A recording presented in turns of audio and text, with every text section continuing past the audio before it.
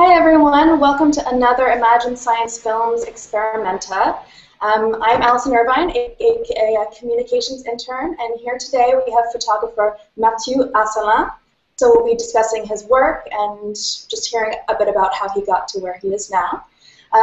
Before we start, I would like to remind everyone that we do have a fundraising campaign going on with CrowdRise. That link is on our events page for this Experimenta, and it will also be linked to this video, so you'll see a little image pop up. And as a theater and science major, I know the importance of an organization that promotes high-level dialogue between scientists and artists. So it's definitely a worthwhile cause. So thank you. So Mathieu, thank you for joining us today. Hi, how are you? I'm well. How are you? Very good, thanks. Good. Well, just to start off, maybe just give a bit of background about you. You are originally from France, but you've worked in many different places all over the world and had many different gallery exhibitions as well in multiple places. Can you just tell us kind of how you got your start in photography and especially like your main interest of documentary and portraiture? Yeah, sure. I started working on cinema a long time ago when I was around 16, 17 years old. I started working with my godfather, Alfredo Anzola, who is a very well-known filmmaker in Venezuela. So I started like that in cinema, motion pictures. And after some time, I became more interested in photography. My stepfather is a photographer, so I learned a lot from him, and my family's been always involved in the image circle, people who work in cinema, photographers. So I did rock climbing for a very long time, so I started doing photography for rock climbing magazines, and after a while I wanted to move on and do other type of photography. So the next step was, of course, documentary photography for a journalist. So I worked for magazines for some years, and after that I wanted to go to the next step, and I became more interested in documentary photography more than photojournalistic photography. So yeah, this is pretty much how I started shooting a documentary photography. I work in Venezuela, I work in France, in Madrid, and currently I live and work here in New York, in the United States. Wow, great.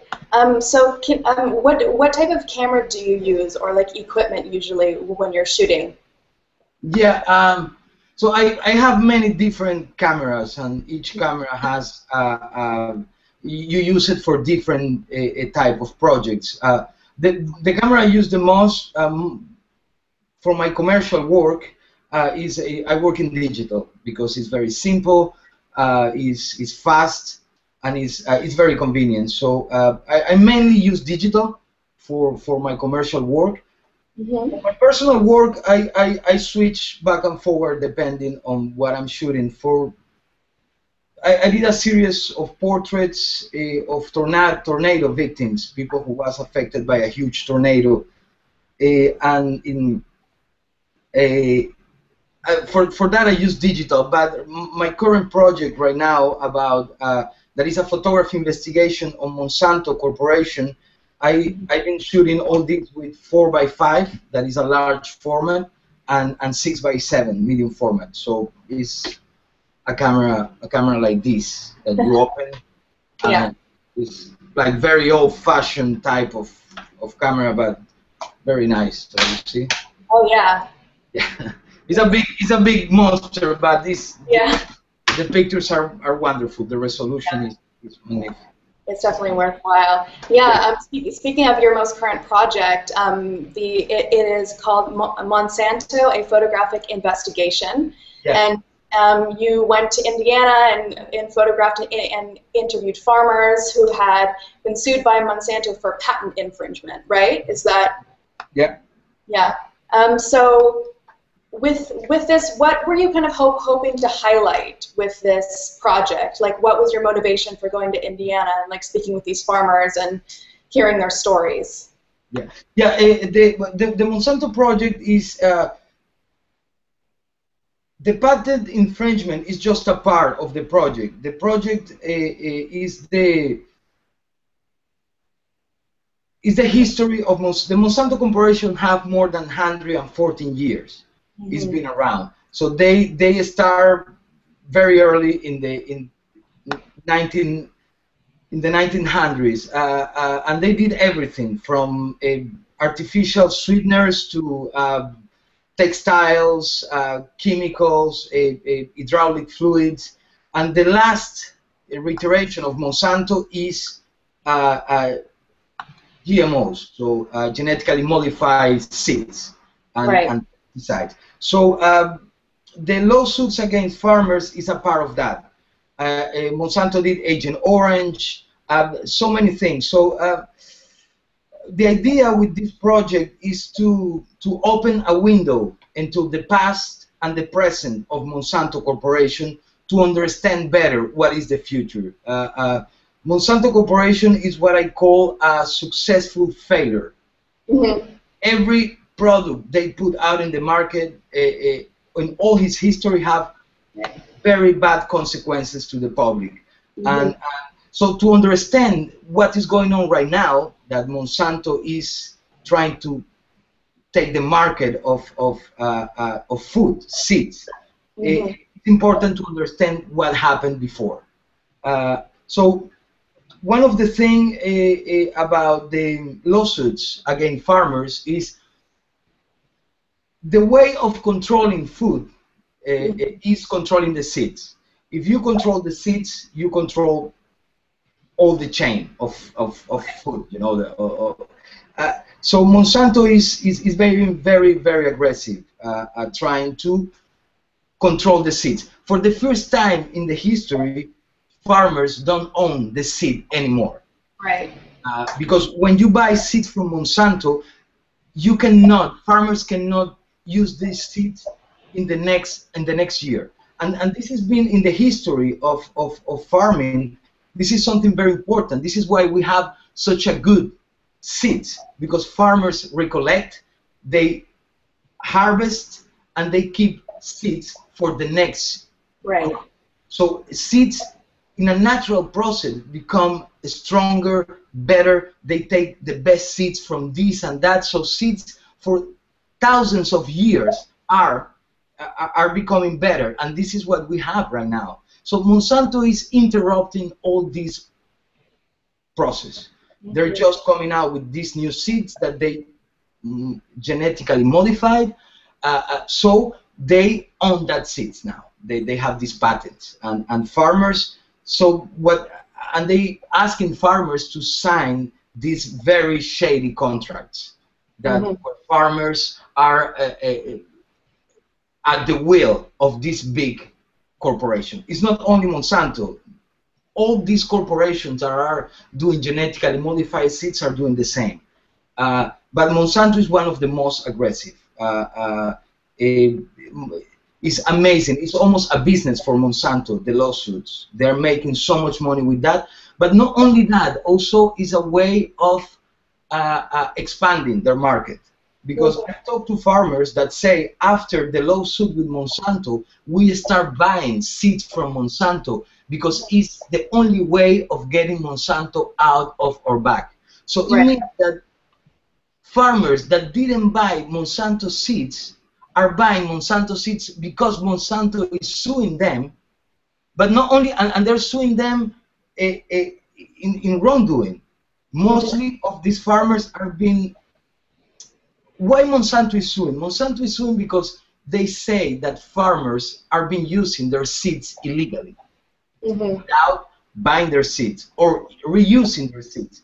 But many of these farmers, I'm sure sometimes that happens, but a lot of these farmers are innocent. They're being cross-pollinized, for example. So the wind from other GMOs harvest pollinize their seeds or many other ways. So many of these farmers are innocent of that, and doesn't matter. Monsanto keeps suing them, and so the problem is very complicated, and it's just a little part of all the history of Monsanto. So this is why I'm interested on this subject too in the lawsuits against farmers. I definitely want to show some of your photos because they're beautiful. Sure. Yeah, I would definitely like to know too, kind of as your role as a photographer. Here's one of the photos here. How did you feel like, were the farmers very receptive to you coming and talking to them, or like did they want their stories heard, or did you encounter some trouble, or what was that experience? Yeah, I think until now I've been photographing farmers in Indiana mostly, and the farmers I photograph are very well-known cases of wrongdoing by Monsanto. So yeah, it was kind of, it's hard. These farmer that you're showing right now, they're very open publicly about what happened, but most of the farmers are afraid to come out. Because Monsanto is a huge so they sue farmers until they run out of money, and Monsanto have so much money that they can keep the lawsuit for years and years and just drain these farmers. So yes, they're afraid. They don't want to come out that easily. They don't want to talk. A lot of farmers, just to get rid of the lawsuits, they sign an agreement with Monsanto that they cannot talk to anybody. So, and Monsanto, one amazing thing is they have detectives all around the Midwest and in the United States. And they have created this state of fear between farmers. Farmers pointing fingers to other farmers. And so it's a craziness. There are few web pages I will give. We can share later with our spectators that can explain much better what is going on, because this is a very complicated issue and it's not very simple. Right. But yeah, farmers are not willing to speak that easily about what is going on with Monsanto. I mean, they control big part of the business, so. Right.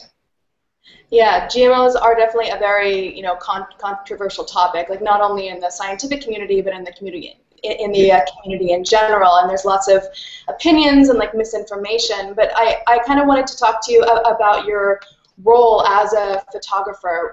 Do you feel like when you're shooting, especially like these in Indiana farmers, do you feel like it's important to kind of keep objective kind of stance, or like kind of keep your bias out of the photos, or do you feel like bias is like an important part to show, your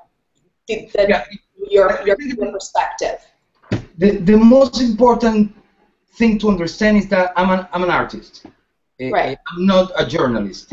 I'm not a photojournalist. What I do will always be with my point of view of something, and as photojournalist, I'm not afraid of saying it, and I can say it as a documentary photographer. In photojournalism, it's much complicated. It's so many rules, and I understand those rules, and we need those rules for photojournalists. But as a documentary photography, I'm completely open about my point of view. So now, that doesn't mean that I can come out with any crazy story about this subject, because obviously I'm working on a subject that exists, an actual problem. So the bias, everything is bias. It doesn't matter who does it or how they does it. We always have an agenda. Mm-hmm. Even the biggest ONGs or everybody has an agenda. Now the important thing is this agenda is working for the good, right, of whom? Mm-hmm. For the good of the great public or for the good of private interests. Right. So what I try to do is to come out with a story that points problems that are affecting the majority.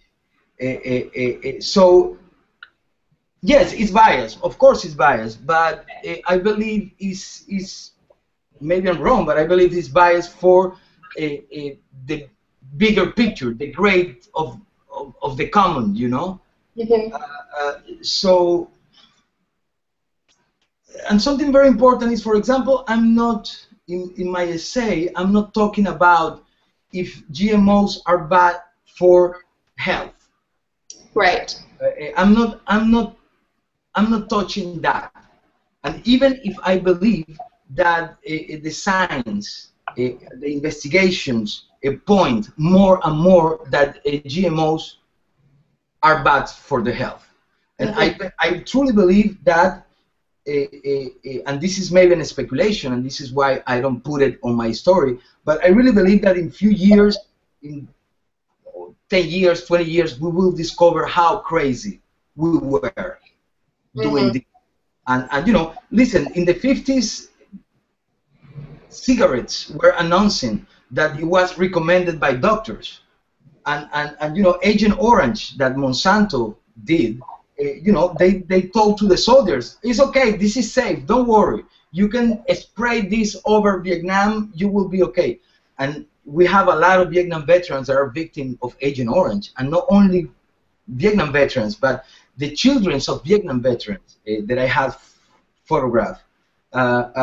So yes, I'm biased, of course, and I believe that a Monsanto is an evil corporation, and I believe that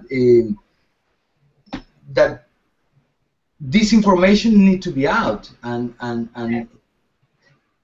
the problem right now is that it's so much confusion all around GMOs, and this is very good for Monsanto. This is perfect for Monsanto.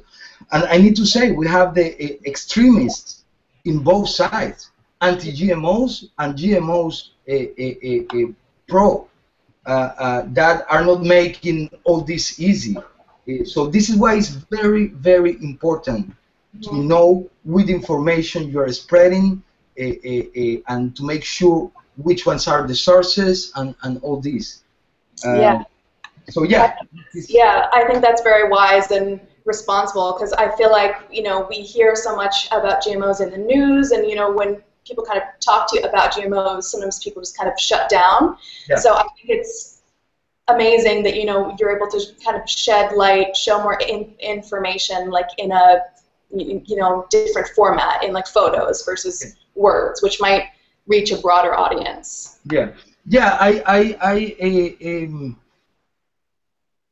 I think I'm not a scientist, so this is why I have I'm not a scientist, but I'm working with a subject that is you know, very is there science-wise. So this is why I need to be very careful, and I need to not come out. My project is not a science proof of something, but an artistic proof of what is going on with Monsanto, and I'm recollecting all this information all around. It's not like I'm here in my house in New York seeing what Monsanto did or no. No, I've been to places, I'm talking to the people, seeing the contaminated places, and yeah, it's really, what is going on with Monsanto is crazy, is amazing. Yeah. I don't know how they have so much. I mean, the lobbying is huge in Washington, D.C., but they're getting away with murder.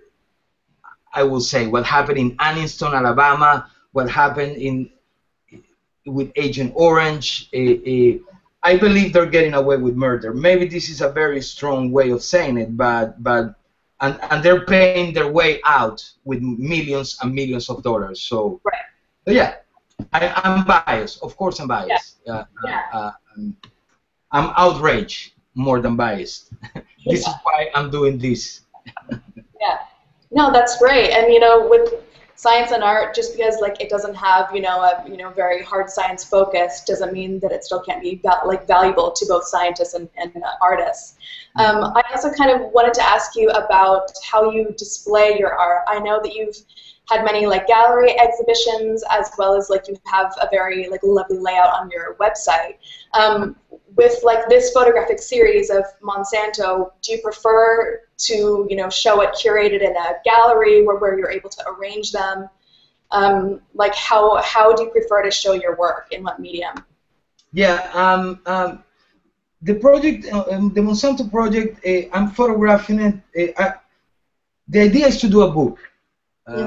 So I believe as a photographer that book is the best format to show your work, because it's very democratic, and you can be, depending on how many copies you do of the book, but you can be in thousands of places at the same time. And not only that, but people can really have a private session with a book. So you open a book and you are submerged in the work, person to person. In a gallery is a little bit more sterile. Is you need to go to a place where it's big photograph in the wall, and it's very elitist, the gallery thing. I think it's great. I mean, don't make me wrong. I love to show my work in gallery, and seeing your prints is fantastic, and seeing prints in a big format. This is why I'm shooting in 4x5. Is wonderful, and I think it's an important process as a photographer. But to distribute your work, to put your work out there, I think photo books is a wonderful way. You have internet too. One of the problems with internet, and I think internet is fantastic to reach a lot of people, but I think internet is missing this touch feeling thing, like being able to touch a page, a print, the tridimensionality of a print of a book. And also, I think people in internet tend to go very fast over things, and is also forgotten very fast. A book, a print can stand from years and years and be there for so long. So the perfect way to show your work, I think, is the combination of the three. Gallery, book, and internet. For me, if I need to choose one, I cannot choose one. I think it will be a combination of a book and a gallery thing. Right. Yeah. They all kind of reach different people at different levels. Yeah, there you go. It's very hard. It's like pick a color. I don't know. Every color, all the colors are beautiful. Pick a food. So many foods. How can you pick them? It's the same thing. Makes sense. That's great.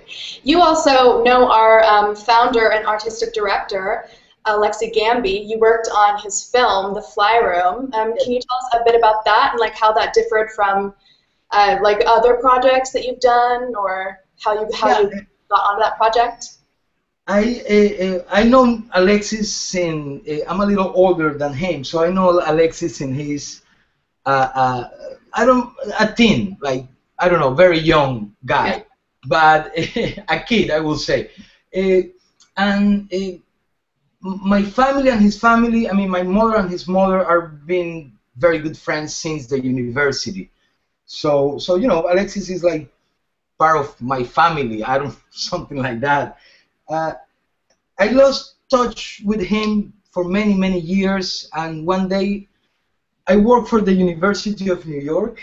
I do a lot of photography for them, and one day I met Alexis coming out of the school, and we start being in contact after we met, and emailing each other.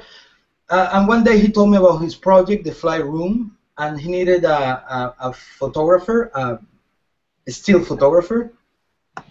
And I work in cinema for long time ago. I started doing that, so for me it was a beautiful experience. I'm like, oh wow, I will be in a set for a month, and I love the idea. So yes, I shoot all the still photography for his project. It was a great experience, and Alexis is not only a great guy, but he also is a great person to work with. So we really enjoy it. Yeah, that's great. Well, these photos are beautiful. We'll definitely, all the viewers should definitely go and look at them on his website. Thank you. Yeah. So so your most current work right now is the Monsanto piece.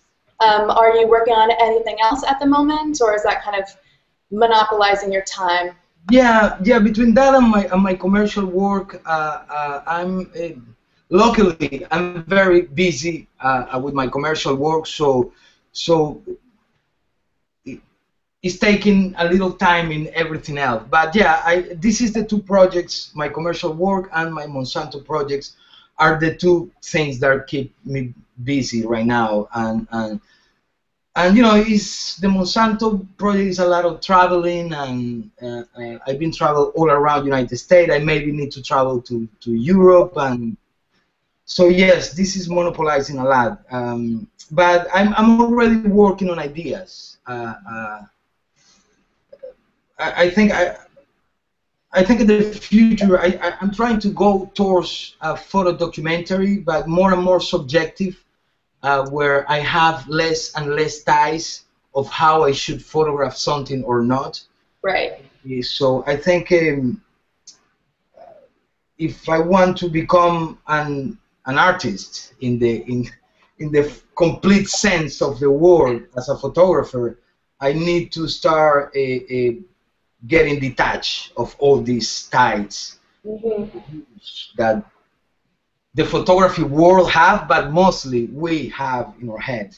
Right. So, yeah, I'm interested, but always interested on portraiture and in documentary. And maybe the name of documentary will change after, but always based on that. Yeah. Yeah. You also have some great videos on your Facebook page of the Monsanto interview, so people should definitely go check that out. It's great. I will send you the link of my Vimeo of the videos I did. I mean, this is I'm not a video person, even if I'm starting to do commercial videos now. But I'm not. This is not my forte. How you say? But Forte, yes, forte. Yes, and I'm done some videos when I'm photographing, videos that I would like to use as a support material for my Monsanto project. So, but this is in the side. It's not the main. Yeah, well, they're beautiful. People should definitely. I'm not a very good videographer. This is what I'm trying to say. I thought they were beautiful just because of your artistic eye. They were very beautiful. Thank you. So I think we should probably wrap up. We're running out of time. Do you have anything else you want to add? No, I mean, nothing. Thank you very much for this invitation, and you know, I'm looking forward to see what is coming with this kind of thing we have here with Image Science Films, and then pretty much that's it. Thank you very much, and I will give you some links so people can follow up, and the other thing is you know, trying to be a little aware of what is going on with GMOs, and I think here in the United States we're going through a very important moment, and a lot of very important decisions will be made. So you know, still tuned on what is going on about labeling and about all these things. So thank you very much. Yes, thank you so much. Just a reminder to our audience members, could you please go and check out our CrowdRise page? It's on the events page. There's Experimenta, and it will also be linked in this video. So any amount helps. Okay, well, thank you so much, Mathieu. It was great seeing you. Pleasure. Thank you. Okay, bye-bye. Bye-bye.